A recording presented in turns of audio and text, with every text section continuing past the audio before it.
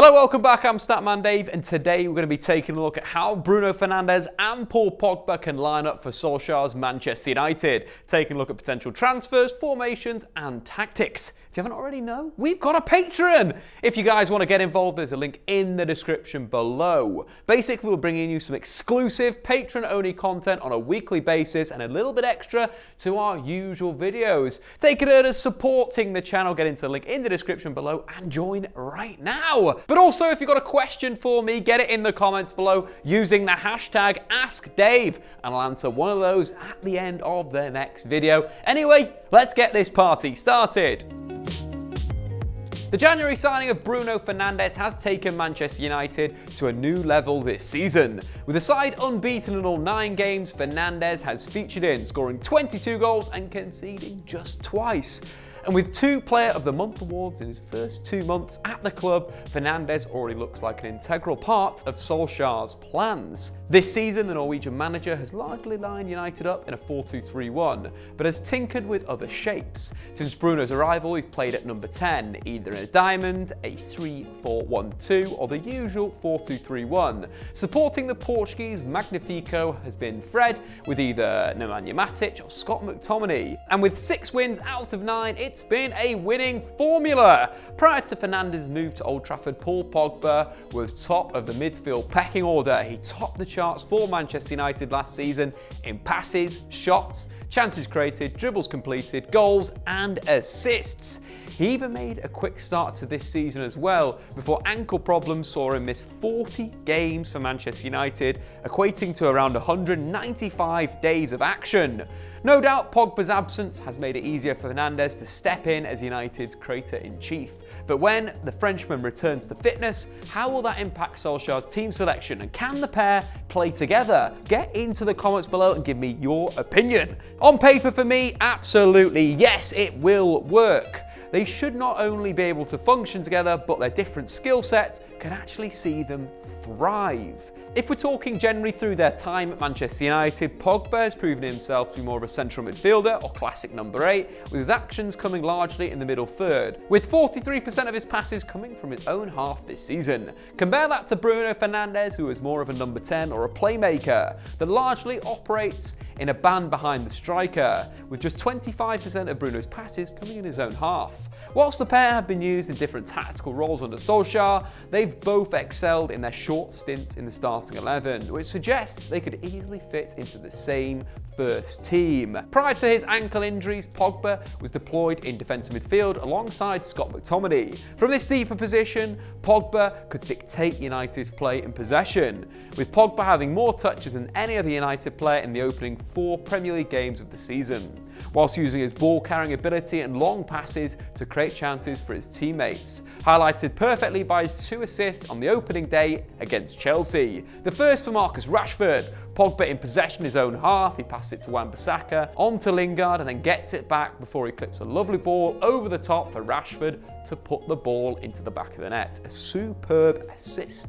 His second was far more dynamic, and that driving thrust through the middle that we've come to expect from Paul Pogba. After a Chelsea free kick, McTominay's in possession in his own box. He plays it wide to Pogba, who knocks it down the line, playing a 1-2 with Martial. Then he carries to the edge of the Chelsea box before slipping in Dan James to score. Not only superb athleticism to race most of the pitch in the 80th minute, but also the composure, vision to slow down and wait for help to arrive.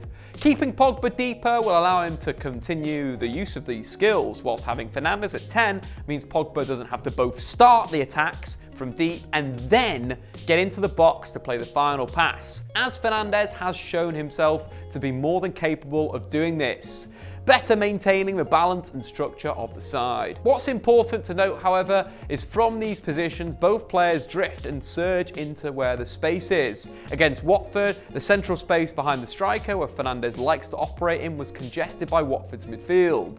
This meant the space was open in wide areas, so Bruno looked to operate in these zones. And this is where Bruno picked up the ball in the move for the first and third goals of the game, but notably the first. Fred in possession inside his own half. He carries and breaks into Watford's midfield and passes it to Dan James, before James slips Bruno in, only for Foster to bring him down in the box. And then the Watford keeper doesn't keep out his penalty with that lovely little run-up. a really well taken penalty. But if we take it back and focus on Bruno, you can see how his movement created space for himself.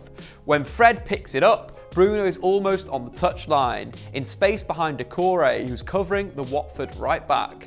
By staying on Decore's blind side, Fernandes gets himself goal side before Decore can react, by which point it's too late and the penalty has been won. This lateral movement from Fernandes in search of space is something we'll see more and more at United. And if opposition midfielders try and man-mark him, it'll open up space centrally for Pogba to move into from deeper positions. Something he excelled at during Solskjaer's caretaker spell. Tactics-wise, this would look like a 4-2-3-1 on paper, with Bruno as a playmaker and Pogba as a Mazzala, with the idea of United having two potential number 10s, with Pogba moving into that position from deep and the defence rocking dependent on which side of the pitch the ball was on in more support roles in a 3-2-5 in attack.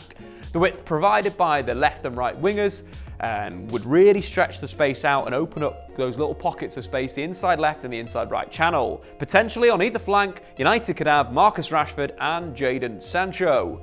Depending on the situation, this shape could become a bit of a 4-3-3 with Bruno's game intelligence, allowing him not only to identify space and attack, but understand that when he needs to drop into midfield, to add that solidity and add that option to play through the lines, he can do that role too. The key to making this shape work is the other midfielder operating as a destroyer.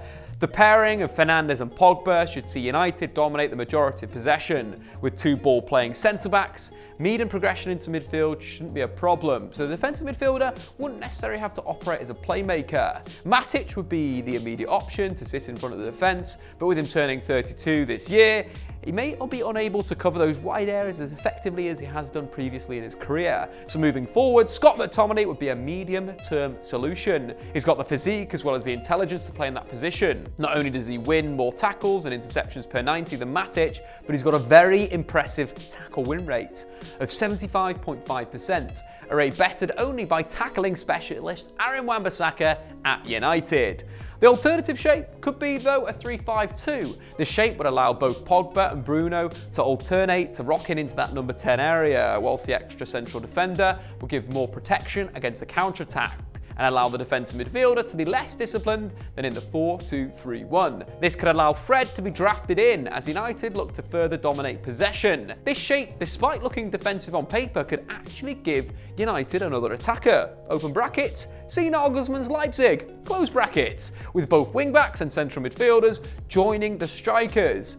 This allows United to attack with 6 players versus the previous system when United would be attacking with 5. We could see this system against weaker sides at home or as Ollie's in-game switch if United need a goal. The defensive midfielder and 3 centre-backs would give Fernandes and Pogba the freedom to express themselves. In the Premier League this season, the pair have directly contributed to 10.3 shots to Manchester United's attack per game. What this means is that United now have 2 players operating in central midfield that can create for teammates but also score from range. This combination of 2 strikers plus 2 offensive midfielders will be crucial in breaking down low blocks. Teams will now have to not only close down Pogba and Fernandes, but in doing so they could create space for the strikers, which is deadly considering both midfielders can play those killer passes. The problem with this shape, however, is in the bigger games. When teams tend to play 4-3-3, there isn't a dedicated man to mark the opposition's defensive midfielder, which is crucial to stopping the build-up, as we've mentioned many times on this channel. So for the bigger games, Solskjær could return to playing the 3-4-1-2 or the 4-4-2 diamond, playing Pogba on the outside and Fernandes on the tip, or in the back 3, Pogba in the pivot with Fred. We've seen that this season that Bruno has performed well in this position against both Chelsea and Manchester City, but we've not seen Pogba play this role under Solskjær. However, under Mourinho, Pogba put in a fantastic display in the 3-1 win at the Emirates. From this position, he showcased his defensive work and was a threat on the counter-attack, as highlighted by Lingard's second goal of the game. Arsenal in possession with Ozil. He plays it to Sanchez, whose flick is picked up by Rojo. Matic is in possession, plays it to Lukaku, who lays it off to Lingard to carry before playing Pogba wide. Pogba holds off the pressure and picks out Lingard to finish. With Pogba's obvious potential and putting in this level of performance in a similar system, and the performances of Bruno have already shown in this system suggests that it can continue to be the big game shape for Ole Gunnar Solskjaer's Manchester United. Both of these shapes will allow Fernandes to man-mark the 6 and the split strikers to get in behind the fullbacks, hallmarks of Solskjaer's big game tactics.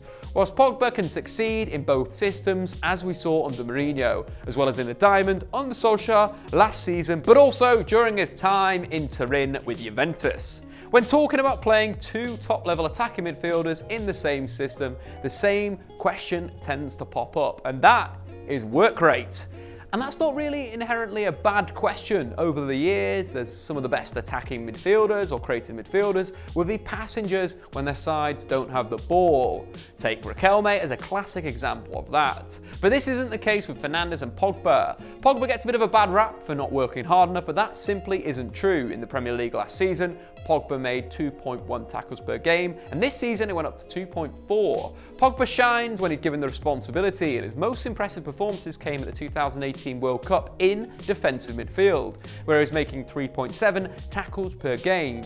And you got to point to the fact that he had N'Golo Kante next to him, and the Man United man was out-tackling Kante. Pogba will also have the Kante-like energy in midfield in Bruno Fernandes. The former Sporting captain is an exceptionally hard worker, and has the energy to press and track back for 90 minutes. Something we've covered before is Bruno's tackles per game, which not only ranks him number 1 at Manchester United, but second entirely in the Premier League. So to conclude, Bruno's work rate and playmaking ability in the final third, combined with Pogba's application ability to progress the ball from deep, means they actually complement each other offensively.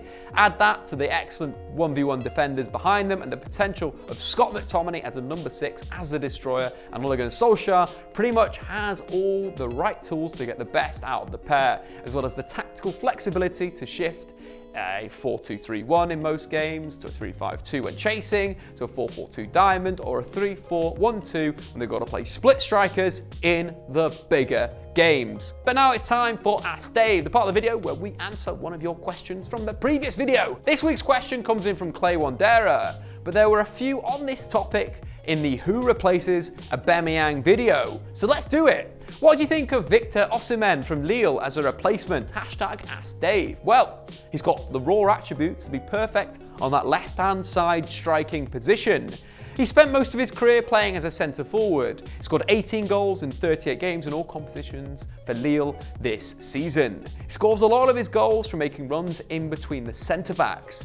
But Arteta could potentially shift that to between the opposition's right back and centre back. We already highlighted in the video that he could be generally up against a weaker defender in the full-back position. And at just 21, he's got plenty of time to adapt. But what's so good about Osimhen is he is a goal scorer. He excels in the penalty area. He has that Aubameyang type ability to just drop off a defender, get that little pocket of space, one touch, put the ball into the back of the net. For me, would be an excellent replacement if Aubameyang does leave Arsenal. Got any more questions though? Get into the comments below using the #Dave. Or you want to get some more questions answered, get into the Patreon group. We're going to be doing Q&A podcasts frequently throughout the month, so go and check that out. Again, the link is in the description below. We've got some exclusive content in there, some stuff about Aubameyang, we'll have something about Manchester United, something about Chiesa, and potentially something about Gabriel Veron. So jump onto Patreon right now to check out all that wonderful stuff. But anyway, guys, what do you think? Can Paul Pogba and Fernandes play together? Let me know your thoughts in the poll above and the comments below. I've been Statman Dave. We will see you next time.